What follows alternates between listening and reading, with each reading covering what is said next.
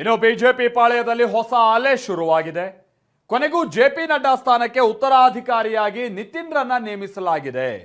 ನಿತಿನ್ ಸದ್ಯ ಕಾರ್ಯಾಧ್ಯಕ್ಷರಾಗಿ ನೇಮಕವಾಗಿದ್ರು. ಇವರೇ ಮುಂದಿನ ಬಿಜೆಪಿಯ ಅಧ್ಯಕ್ಷ ಅಂತ ಚರ್ಚೆ ಆಗ್ತಾ ಇದೆ. ಹಾಗಾದ್ರೆ ನಿತಿನ್ ಅಧ್ಯಕ್ಷರಾಗ್ತಾರಾ? ಅಸಲಿಗೆ ಯಾರು ಈ ನಿತಿನ್?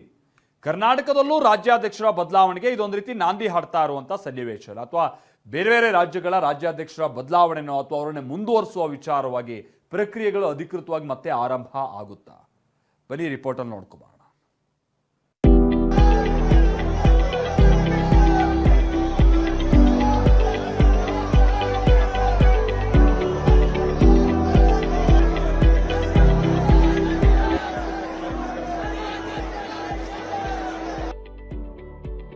ಬಿಜೆಪಿ ನೂತನ ಕಾರ್ಯಾಧ್ಯಕ್ಷರಾಗಿ ನಿತಿನ್ ನಬೀನ್ ಪಟ್ಟಾಭಿಷೇಕ.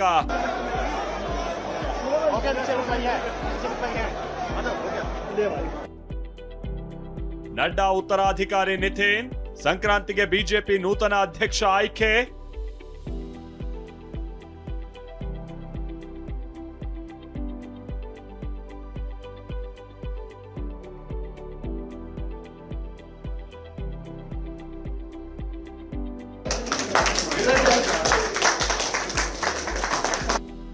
ರಾಜ್ಯ ಬಿಜೆಪಿಯಲ್ಲಿ ಬದಲಾವಣೆಯ ಮಹಾಪರ್ವವಾಗ್ತಾ ಇದೆ.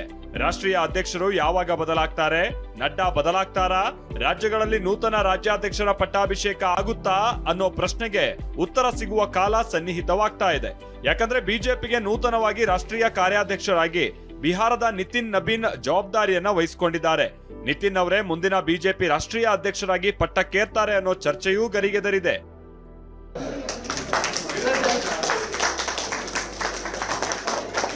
ದೆಹಲಿಯ ಬಿಜೆಪಿ ಪ್ರಧಾನ ಕಚೇರಿಯಲ್ಲಿ ಅಧ್ಯಕ್ಷ ಜೆಪಿ ನಡ್ಡಾ, ಕೇಂದ್ರ ಗೃಹ ಸಚಿವ ಅಮಿತ್ ಶಾ ನೇತೃತ್ವದಲ್ಲಿ ನಿತಿನ್ ನಬೀನ್ ಕಾರ್ಯಾಧ್ಯಕ್ಷರಾಗಿ ಜವಾಬ್ದಾರಿಯನ್ನ ವಹಿಸಿಕೊಂಡ್ರು.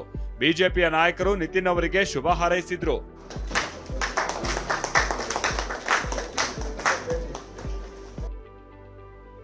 ವಿಚಾರ ಅಂದ್ರೆ ನೂತನವಾಗಿ ಜವಾಬ್ದಾರಿ ವಹಿಸಿಕೊಂಡಿರುವ ನಿತಿನ್ ನಬೀನ್ ರನ್ನ ನೂತನ ಬಿಜೆಪಿ ಅಧ್ಯಕ್ಷ ಅಂತಾನೆ ಹೇಳಲಾಗ್ತಾ ಇದೆ. ಅಧ್ಯಕ್ಷ ಜೆಪಿ ನಡ್ಡಾ ಸ್ಥಾನಕ್ಕೆ ನಿತಿನ್ ನಬೀನ್ ಅವರೇ ಆಯ್ಕೆ ಆಗೋ ಸಾಧ್ಯತೆ ಇದೆ. ಅದು ಹೇಗೆ ಅಂದ್ರೆ, ಬಿಜೆಪಿ ಆಡಳಿತಾತ್ಮಕ ಸಂಪ್ರದಾಯದಲ್ಲಿ ಕಾರ್ಯಾಧ್ಯಕ್ಷ ಹುದ್ದೆ ಇರಲಿಲ್ಲ. 2019 ಬಳಿಕ ಕಾರ್ಯಾಧ್ಯಕ್ಷ ಹುದ್ದೆಯನ್ನ ಬಿಜೆಪಿ ಸೃಷ್ಟಿ ಮಾಡಿದೆ. 2019ರಲ್ಲಿ ಅಮಿತ್ ಶಾ ಅಧ್ಯಕ್ಷರಾಗಿದ್ರು. ಆಗ ಜೆಪಿ ನಡ್ಡಾ ಅವರನ್ನ ಕಾರ್ಯಾಧ್ಯಕ್ಷರನ್ನಾಗಿ ನೇಮಿಸಲಾಗಿತ್ತು. 6 ತಿಂಗಳ ಬಳಿಕ ಜೆಪಿ ನಡ್ಡಾ ಬಿಜೆಪಿ ರಾಷ್ಟ್ರೀಯ ಅಧ್ಯಕ್ಷರಾಗಿ ಆಯ್ಕೆಯಾದ್ರು. ಹೀಗಾಗಿ ಅಧ್ಯಕ್ಷ ಹುದ್ದೆಗೂ ಮೊದಲು ಕಾರ್ಯಾಧ್ಯಕ್ಷರನ್ನ ನೇಮಿಸುವ ಸಂಪ್ರದಾಯವನ್ನ ಬಿಜೆಪಿ ಅಳವಡಿಸಿಕೊಂಡಿದೆ ಅಂತ ಹೇಳಲಾಗ್ತಾ ಇದೆ. ಹೀಗಾಗಿ ನಿತಿನ್ ಅವರೇ ರಾಷ್ಟ್ರೀಯ ಅಧ್ಯಕ್ಷರಾಗ್ತಾರೆ ಅಂತ ರಾಜಕೀಯ ವಲಯದಲ್ಲಿ ವಿಶ್ಲೇಷಿಸಲಾಗ್ತಾ ಇದೆ. ಸದ್ಯ ನಿತಿನ್ ಅಧ್ಯಕ್ಷ ಪಟ್ಟಕ್ಕೇರುವ ಮೊದಲು ವಹಿಸಿಕೊಂಡಿರುವ ಮಧ್ಯಂತರ ಹುದ್ದೆ ಅಂತ ಹೇಳಲಾಗ್ತಾ ಇದ್ದು, ನಿತಿನ್ ಅವರು ನಡ್ಡಾ ನಂತರದಲ್ಲಿ ಕಾರ್ಯನಿರ್ವಹಿಸಲಿದ್ದಾರೆ. ಬಿಜೆಪಿ ಅಧ್ಯಕ್ಷರಿಗಿರುವ ಕಾರ್ಯವ್ಯಾಪ್ತಿ, ಜವಾಬ್ದಾರಿಯ ಬಗ್ಗೆ ತಿಳಿದುಕೊಳ್ಳಲಿದ್ದಾರೆ. ಈ ಹಿಂದೆ ಅಮಿತ್ ಶಾ ಕೂಡ 6 ತಿಂಗಳು ನಡ್ಡಾ ಅವರಿಗೆ ಅಧ್ಯಕ್ಷಗಿರಿಯ ಪಾಠ ಮಾಡಿದ್ದರು. ಹೀಗಾಗಿ ನಡ್ಡಾ ಅವರು ನಿತಿನ್ ಅವರಿಗೆ ಅಧ್ಯಕ್ಷಗಿರಿಯ ರಾಜಕೀಯ ಪಾಠ ಮಾಡಲಿದ್ದಾರೆ. ಹೀಗಾಗಿ ನಿತಿನ್ ಅವರೇ ಅಧ್ಯಕ್ಷರಾಗ್ತಾರೆ ಅನ್ನೋದು ರಾಜಕೀಯದ ಲೆಕ್ಕಾಚಾರ. ಹಾಗಾದ್ರೆ ಯಾರು ಈ ನಿತಿನ್ ಅಂತ ನೋಡೋದಾದ್ರೆ, ಬಿಹಾರ ನಿತೀಶ್ ಕುಮಾರ್ ಸರ್ಕಾರದಲ್ಲಿ ನಿತಿನ್ ನಬೀನ್ ಸಚಿವರಾಗಿದ್ದಾರೆ.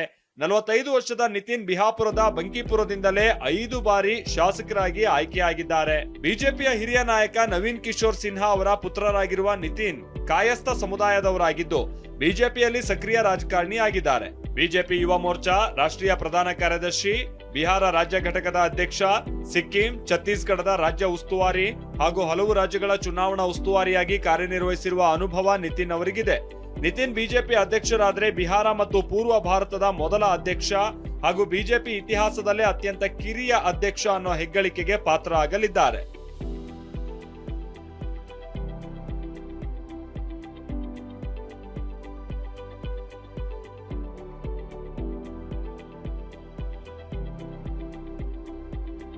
ಸಂಕ್ರಾಂತಿ ನಂತರ ಬಿಜೆಪಿ ರಾಷ್ಟ್ರೀಯ ಅಧ್ಯಕ್ಷರ ಆಯ್ಕೆ.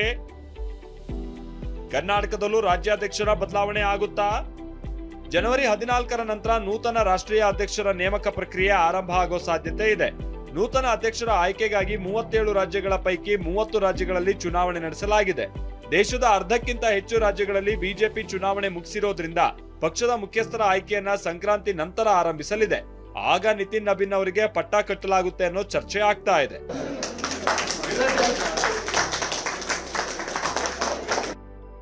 ಬಿಜೆಪಿಯಲ್ಲೂ ಜನವರಿಗೆ ಕ್ರಾಂತಿಯಾಗುವ ಸಾಧ್ಯತೆ ಇದೆ. ರಾಜ್ಯದಲ್ಲೂ ರಾಜ್ಯಾಧ್ಯಕ್ಷ ಬಿವೈ ವಿಜಯೇಂದ್ರ ಅವರ ಬದಲಾವಣೆ ಆಗುತ್ತಾ, ವಿಜಯೇಂದ್ರ ಮುಂದುವರಿತಾರಾ ಅನ್ನೋ ಪ್ರಶ್ನೆ ಮೂಡಿದೆ.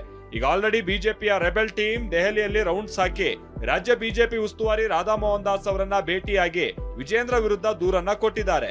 ಹೀಗಾಗಿ ಸಂಕ್ರಾಂತಿ ನಂತರ ರಾಜ್ಯ ಬಿಜೆಪಿಯಲ್ಲೂ ಕ್ರಾಂತಿ ಆಗುತ್ತಾ ಅನ್ನೋ ಕುತೂಹಲ ಸಹಜವಾಗೇ ಮೂಡಿದೆ. ಮಹೇಶ್, ಟಿವಿ9 ನವದೆಹಲಿ.